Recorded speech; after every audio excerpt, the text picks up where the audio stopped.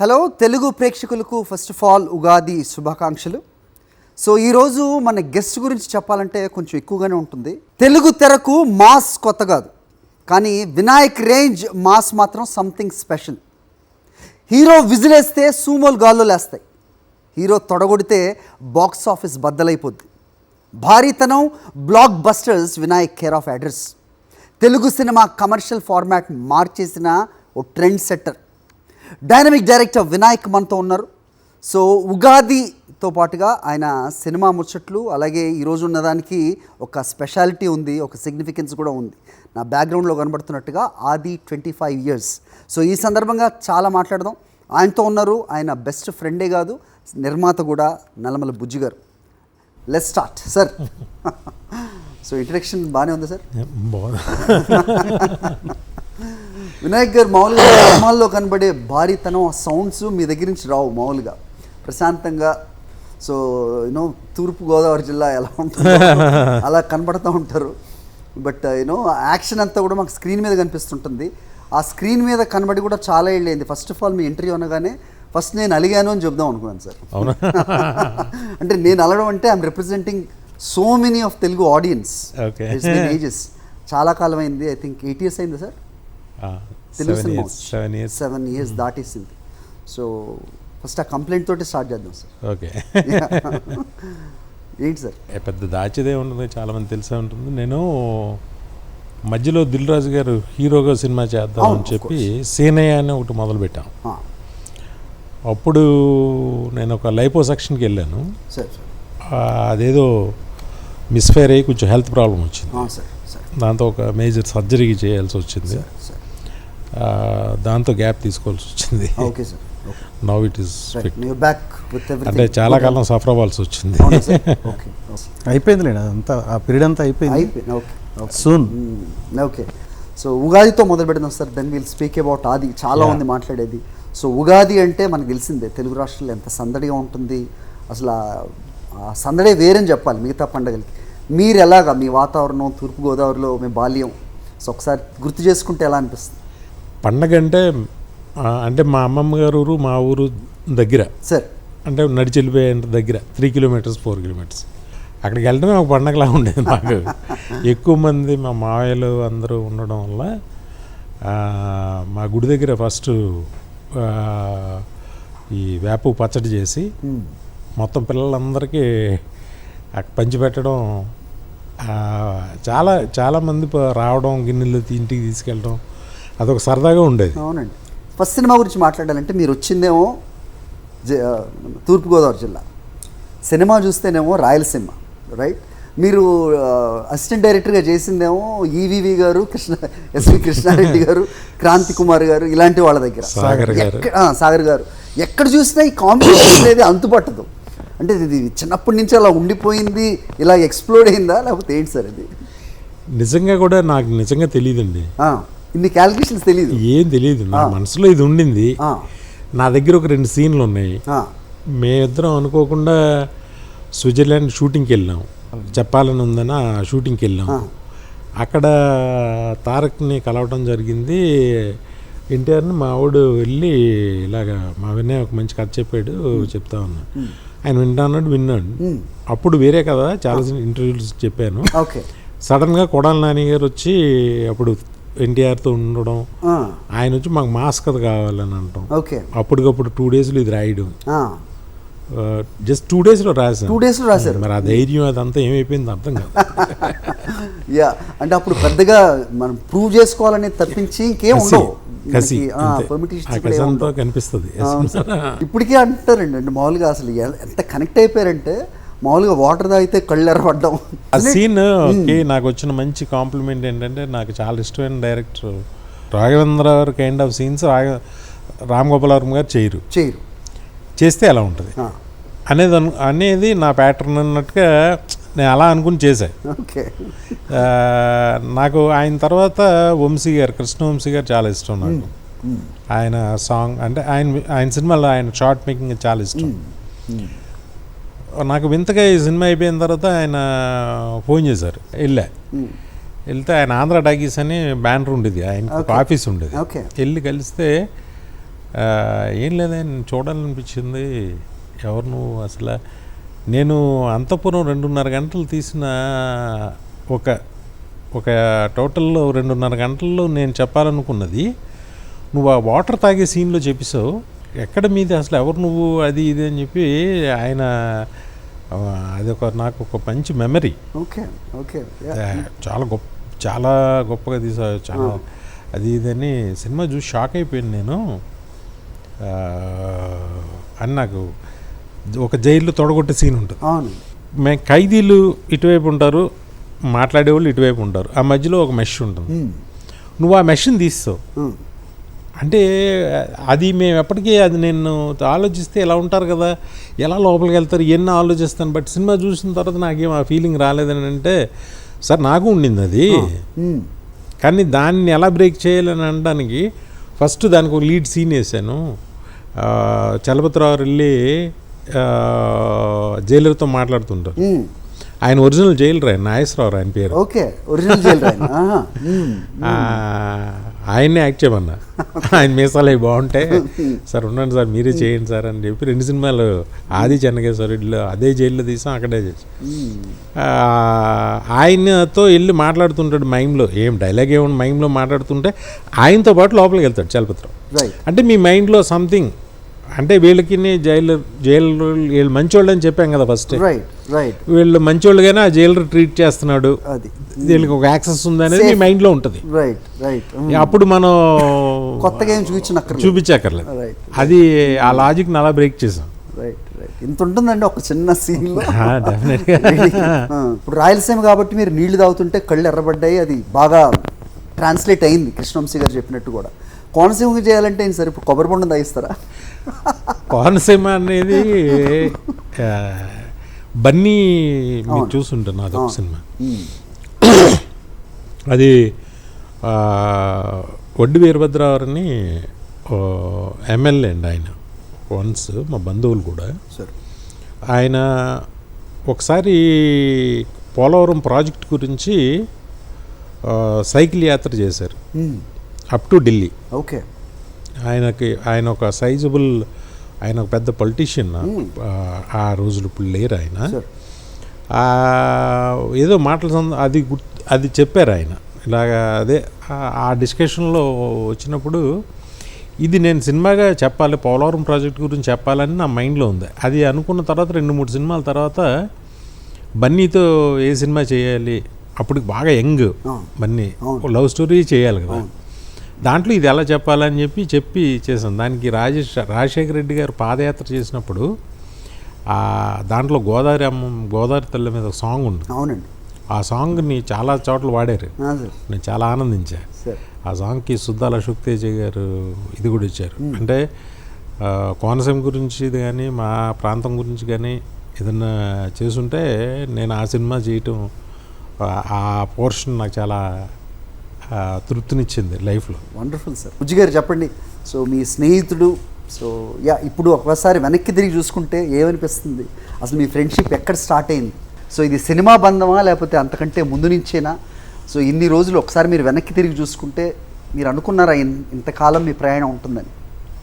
ఇంతకన్నా ఎక్కువ కాలం కూడా ఉంటుందా? ఈ సినిమా నుంచే ప్రయాణం స్టార్ట్ అయింది. దీనికి ముందు చెప్పాలని చెప్పి ఆ సినిమా దాని కో-డైరెక్టర్, నేను ప్రొడక్షన్ చూస్తూ ఉండేవాడిని. ఓకే, మా మామయ్య గారి దగ్గర. అట్లనే పరిచయం ఇద్దరం సార్. అట్లా తనకు ఒక ఫ్లాట్ ఉండేది జర్నలిస్ట్ కాలనీలో, అందరం ఉండేవాళ్ళం. ఇంకా అట్లా మీరు అలా అందరూ డైరెక్టర్లే. నాతో ఉన్న నా అసిస్టెంట్స్ కావచ్చు, నాతో కలిసి పనిచేసిన వాళ్ళు కావచ్చు, ఆల్మోస్ట్ అందరూ మా బ్యాచ్ అందరూ డైరెక్టర్స్ అయ్యారు అందరూ. అంటే థాట్ ప్రాసెస్ అంతా ఒకేలా ఉండేదండి? ఎవరికి ఫస్ట్ ఆఫ్ ఆల్ సినిమా తప్ప వేరే ఇది లేదండి. ఓకే, సినిమా దాంట్లోనే ఉంటాం, దాంట్లోనే ఇప్పటికీ కూర్చుంటే ఏదో సినిమాకి సంబంధించిన ఏవో మాట్లాడుకుంటూ అలాగే ఆ ఇంట్రెస్ట్, జనరల్గా అప్పుడు విపరీతమైన కసి, ఏజ్. ఇప్పుడు ఆది సినిమా చేస్తున్నప్పుడు నాకు సెల్ ఫోన్ కూడా ఉండేది కాదు. మా ఆవిడ సెల్ ఫోన్లో నుంచి తీసి మా ఫాదర్కి పీపీ నెంబర్ అప్పుడు ఫోన్ చేసి సినిమా రిలీజ్ అయ్యి ఫస్ట్ మార్నింగ్ షో కానీ ₹1,00,00,000 ఆఫర్ వస్తుంది అన్న. అప్పటికి అసలు డైరెక్టర్ ₹1,00,00,000 ఆఫర్ ఏంటి, అసలు డైరెక్టర్ ₹1,00,00,000 తీసుకుంటారు. అసలు ఆ పదమే ₹1 కోటి అనే పదమే మా సినిమా బడ్జెట్ 2 కోట్లు. ఈ సినిమా రిలీజ్ అవ్వడం మార్నింగ్ షో అంటే ఆ కాన్ఫిడెన్స్ చూడండి, అది జరిగింది. మార్నింగ్ షో అవగానే నాకు కేఎస్ రామారావు గారు పిలిచి ₹1 కోటి ఆఫర్ ఇచ్చారు. నేను చేయలేదనుకోండి చెప్తున్నా. అంటే ఎంత కాన్ఫిడెన్స్ ఉంటుంది, ఎంత ధైర్యం ఉంటుంది, అది ఏమై ఉంటుంది ఆ వెర్రి. అప్పుడు అంటే నేను అన్నండి ఏ గురు ఏంటి ఇలా ఉండేవాళ్ళు, మనకి ఏంటి ధైర్యం తగ్గిపోయింది. అది తర్వాత నిజంగా మీరు చెప్పినట్టుగా ఫస్ట్ షో తర్వాతే ₹1 కోటి ఆఫర్. ఆ తర్వాత మీరు చూడని హైట్స్ లేవు సార్. సో ఆ తర్వాత చిరంజీవి గారు ఏంటి, బాలకృష్ణ గారు ఏంటి, వెంకటేష్ గారు ఏంటి, నాగార్జున గారు మిస్ అయ్యారు సార్. అవును, ఎందుకు అలాగా? అది ఒకసారి అనుకున్నాం కానీ జరగలేదు సార్ అప్పుడు. అంటే ఎలా ఉండేదంటే సార్, పారిపోవడమే సరిపోయేది నాకు. ఎవరికి దొరకకుండా అటు ఇటు పారిపోవడం సరిపోయేది. అంటే మనం అసిస్టెంట్గా ఉన్నప్పుడు ఏమనుకుంటాం, అందరు హీరోలతో చేయాలి, అందరు పెద్ద ప్రొడ్యూసర్స్తో వర్క్ చేయాలి, నన్ను ఆ ప్రొడ్యూసర్ అడగాలి, ఈ ప్రొడ్యూసర్ అడగాలి, ఇలాంటి కళ్ళు ఉంటాయి కదా. ఆ డైరెక్టర్ జరిగింది మనకి, అంత ఆ హైట్కి మనం వెళ్ళాలి అని. నాకు అన్నీ ఒకసారి అయిపోయినాయి, అది ఒకరోజే అయిపోయినాయి. Right sir. మిమ్మల్ని చూస్తే మాత్రం కామ్గా ఉంటారు కదా. సో మీరు చూసిన సినిమాల్లో, మీరు తీసిన సినిమాల్లో మీరు బాగా కనెక్ట్ అయ్యేది ఏంటి సార్? కామెడీ పరంగా అవ్వచ్చు, లేకపోతే యాక్షన్ పరంగా అవ్వచ్చు. What is close to your heart? నాకు అది నా ప్రాణం. ఫస్ట్ సినిమా కాబట్టి ఉంటుంది. మేము ఎక్కడ రీసెంట్గా విన్నాం, కోన వెంకట్ గారు అదుర్స్ 2కి రెడీగా ఉన్నారు, ఎన్టీఆర్ గారు కూడా కుదిరితే చేద్దాం ఉన్నారు, వినయ్ గారిదే ఆలస్యం అనేది విన్నాం మేము. నాదే ఏం కాదు, ఉందండి, అది మైండ్లో ఉందా ప్రాజెక్ట్? ఇంకా కథగా అయితే ఇంకా రాలేదు, కానీ నాకైతే మనసులో దాన్ని మ్యాచ్ చేసి అంత గొప్పగా చేయగలం అని నేను అనుకోవట్లేదు. మీరే అనుకోవట్లే? తీయడానికి ఏముంది సార్, అది కెమెరా పెట్టి తీయడానికి కాదు, ఆ కంటెంట్, ఆ బ్రహ్మానందం గారు ఆ టైమింగ్ కూడా వేరు. అవునండి, అది వేరు నిజంగానే. నాకు గొప్ప అవార్డు చెప్పనా సార్? సార్ అది నిజంగా చాలా గొప్ప అవార్డు. కె విశ్వనాథ్ గారికి దాదాసాహెబ్ ఫాల్కే అవార్డు. నేను దశరథు ఆయన్ని విష్ చేయడానికి వెళ్ళాం. ఎవరండి? దశరథ్ గారు. ఓకే. వెళ్ళాము, కూర్చున్నాం సార్ అని చెప్పి. ఆయన నన్ను చూడగానే ఆయన, ఏమయ్యా వినాయక్, రోజు నేను భోజనం చేసేటప్పుడు నీ అదుర్సే పెట్టుకు చూస్తానయ్యా, టీవీలో అది ప్లే చేస్తుంటే అది నవ్వుకుంటూ చూస్తాను, ఎంత బాగా చేశారే వాళ్ళిద్దరు అదే అని ఆయన అంటే. నాకు ఏంటి, ఎక్కడ కె విశ్వనాథ్ గారు, ఎక్కడ వినాయక్, నేనెవరు, నా సినిమా ఆయనకి ఇంత నచ్చి భోజనం చేసేటప్పుడు అది పెడతారయ్యా, పెట్టి అది ఆన్ చేసి పెడతారు, అప్పుడు వెళ్ళి భోజనం చేస్తాను నేను, కాసేపు చూస్తాను 15-20 నిమిషాలు, బాగా నవ్వుకుని, ఎంత నవ్వుకుంటానయ్యా, ప్రతిరోజు చూస్తాను అన్నారు ఆయన. ఇంక అంతకన్నా గొప్ప అవార్డు ఏముంది? వినాయక్ గారు అనగానే మాకు లేచే సూమోలు, లారీలు అవేనా, లేదంటే ఇంకా ఏమన్నా ఉందా? ఇలా అనకూడదనే ఆగుతున్నాం. ఓకే, ఇంకెప్పుడు ఇదేనా అనేది వద్దు మనకి, ఏదైనా కొత్తగా దొరికితే చేద్దాం, లేకపోతే హ్యాపీగా కూర్చొని కౌరులు చెప్పుకుందాం. మేము అడగకుండా ఉండలేము, బికాజ్ ఠాగూర్లో ఒక సీన్లో మీరు చేసిన యాక్టింగ్ దానికి నాంది అనుకుంటున్నాను. మిమ్మల్ని హీరోగా చేయాలని వచ్చిన ముందుకు వచ్చిన వాళ్ళైనా మీరు ట్రై చేద్దాం అనిపించింది అయినా, I think that is the prime reason అని నేను అనుకుంటాను. బికాజ్ ఆ సీన్లో మీరు పండించిన ఎమోషన్ ఏదైతే ఉందో, రైట్ సార్. సో ఇలాగా నటుడుగా ఇప్పుడు చాలామంది ఒక దీని నుంచి క్రాఫ్ట్ నుంచి ఇంకో క్రాఫ్ట్కి వెళ్ళటం కూడా చూస్తున్నాం కదా సార్, అలాగా మీకు ఏమన్నా మైండ్లో ఉందా? నిజంగా చెప్పనండి సార్, అసలు ఆ సీన్ కూడా నేను అనుకుని చేసింది కాదు. ఆ రోజు చిరంజీవి గారి పెళ్లి రోజు ఆయన విష్ చేయడానికి నేను ఠాగూర్ మధు గారు వెళ్ళాం. వెళ్తే ఆ సీన్ ఒకటి ఉంది కదా, అది ఎప్పుడు అది చేయలేదే అన్నారు. అంటే దాంట్లో యాక్ట్ చేసే కుర్రోడు కోసం చూస్తున్నాను, అది దొరకట్లేదు, చాలాసార్లు చెప్పాను కూడా, ఇది దొరకట్లేదు నాకు. మొన్న అబిట్స్లో కుర్రోడు కనిపించాడు కానీ అవ్వలేదు, అడిగేం రావట్లేదు అన్న. అంటే మీరు చేయొచ్చు కదా సార్ అన్నాడు, పక్కన రాజరవీంద్రుడు అంటే అన్నా నేను. అంటే బాగుంటుంది చెయ్యి చిరంజీవి గారు, నీ కళ్ళు బాగుంటాయి చెయ్యి అన్నారు ఆయన. అంటే వద్దనే నాకేం రాదన్న. ఏంటంటే బలోడు నువ్వు సీన్ చెప్తున్నప్పుడు నువ్వు బాగా చెప్తావు, బాగా యాక్ట్ చేస్తావు నువ్వు రా. పెట్టి ఈరోజు షూటింగ్ పెట్టండి మధు గారు అన్నాడు. ఆయన నాకు ఆయన పెళ్లి రోజు అనగా నా సీనే గుర్తొస్తుంది. ఆ పెళ్లి రోజు వెళ్ళి నైట్ షూట్ చేసి అప్పటికప్పుడు అనుకుని షూట్ చేసింది సీన్. ఏమో మరి తెలీదు, నేను చేసేసాను. చేసిన తర్వాత అందరూ చాలా భలే చేశారు అంటారు. ఏంటో నాకు మరి. ఠాగూర్ లాంటి సినిమాని హ్యాండిల్ చేశారు. అఫ్ కోర్స్ అది తమిళ్ ఇదైనా కానీ మీరు ఇంతకుముందు పోలవరం గురించి చెప్తున్నప్పుడు మీ మాటల్లో సిన్సియారిటీ ఇవన్నీ చూస్తే అనిపిస్తూ ఉంటుంది. కేవలం ఆర్ట్ పరంగానే ఆర్ట్కి సంబంధించిన వారే వినాయక్ గారా, ఇంకో కోణం ఉందా? విచ్ ఇస్ లైక్ సొసైటీలుగా మీరు మాట్లాడుతున్న దాన్ని బట్టి వినయ్ గారు రాజకీయ ప్రవేశం కూడా ఉండొచ్చా రాబోయే రోజుల్లో? మా ఫ్యామిలీకి అక్కడ రాజకీయ నేపథ్యం ఉంది సార్ మా కుటుంబానికి. సార్ మా గ్రామ స్థాయిగా మా నాన్నగారు అక్కడ మా నాన్నగారు సర్పంచ్గా చేశారు. హయ్యెస్ట్ మెజారిటీ ఇన్ ఆంధ్రప్రదేశ్ మా నాన్నగారిది. మా నాన్నగారి కంటే ఎక్కువ మెజారిటీ మా తమ్ముడికి వచ్చింది. ఆ తర్వాత మా తాతగారి వాళ్ళ అమ్మాయి తర్వాత మా ఊరు సర్పంచ్ 3 times మా జరగడం జరిగింది. మా తమ్ముడు వైసీపీ పార్టీలో ఉంటాడు. అలాగే మా నాన్నగారు రాజశేఖర రెడ్డి గారు ఫాలో అయ్యారు. మా నాన్నగారు ఇదైనప్పుడు మా అమ్మగారు ఇదైనప్పుడు కూడా జగన్మోహన్ రెడ్డి గారు మా ఇంటికి వచ్చి నన్ను ఓదార్చారు. ఇవన్నీ కూడా మా కుటుంబంలో రాజకీయ వాసనలు ఉన్న కుటుంబమే, కాదని కాదు. డెస్టినీ ఏం డెసిషన్స్ తీసుకుంటుంది అనేది ఇప్పుడు మనం మాట్లాడేవి కాదు. నేను రానని చెప్పను, నాకు ఇంట్రెస్ట్ లేదని చెప్పను, అలాగని ఉంది అది తప్ప ఇంక నాకు వేరే ఇది లేదు, అది లేకపోతే ఉండలేను అనేది కూడా చెప్పను కూడా లేదు. కానీ ఏదో నేను ఇప్పటి వరకు నాకు తెలిసినంత వరకు నేను ఎప్పుడే ఎవరికైనా మంచి చేశాను తప్ప, ఏదో రూపాయి సాయం చేశాను తప్ప ఎప్పుడు ఏమీ చేసింది లేదు. బట్ మీరు అన్నట్టు నాకు కన్సర్న్ అంటారా, నేనేం మార్చేయలేకపోవచ్చు. కానీ నేను ఫస్ట్ ఉపకారం కాదు అపకారం అయితే నేను ఎవరికి నేను తెలిసి చేయను కూడా. Wonderful wonderful sir. ఉగాది సందర్భంగా మా సాక్షి ప్రేక్షకులకి ఏమన్నా చెప్పదలుచుకుంటే, మీ సినిమా డేట్ ఏదైనా ఇప్పుడు చెప్పరు కాబట్టి at least promise them that you're coming very soon. Ugadi సందర్భంగా ఈ ప్రోగ్రాం వీక్షిస్తున్న సాక్షి ప్రేక్షకులందరికీ మాకు ఒక ఇంత మంచి జీవితాన్ని అందించిన ప్రతి తెలుగువారికి అందరికీ కూడా ఉగాది శుభాకాంక్షలు.